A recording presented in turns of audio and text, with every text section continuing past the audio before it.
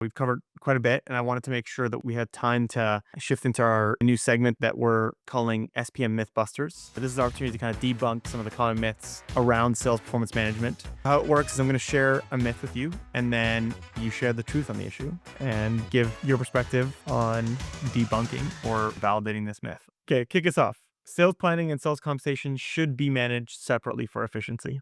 I would say myth for that one. Big proponent of having these two teams managed together. I think it creates the right efficiency, provides a holistic view of sales planning and compensation and what the whole sales planning and compensation function is trying to accomplish. I think if you have these teams separately, you can run into a few different challenges. Number one would be misalignment of goals, which can lead to some confusion and inaccurate communication with your reps and sales channel. Any confusion from a sales channel perspective or a selling perspective can lead to missed targets, missed payouts, turnover, lack of retention. The team that I manage in the deal is sales planning and compensation. They are together and they're aligned on the forecasting, quota setting, overall comp design, and driving overall sales performance. Yeah, I mean, what's interesting is like you see this in a lot of organizations have these two things separately, and it could be efficiency if you're optimizing for just execution, but overall outcome, I would agree. I think the agility at an organization level, the actual ROI for every dollar you spend on sales compensation is much better if these two things are fully combined. Okay, next myth. Sales planning is just the numbers game, and it's just about hitting the right targets.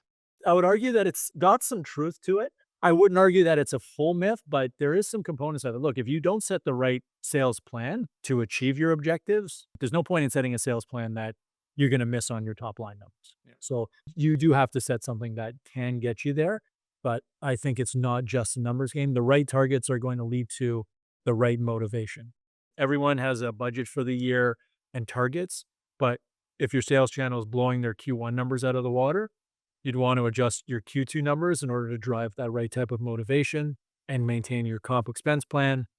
On the flip side, if you're having a challenging Q1, you want to be able to adjust your numbers. So, yes, it's not just hitting the right targets, but it's maintaining the right type of motivation for your selling group to keep them hungry and keep them lagging for that next sale. So, a little bit of both. I'll give you about 75% myth, 25% truth. Yeah, I agree with you. And I think just to kind of share, my perspective on this, it's sales is art and science.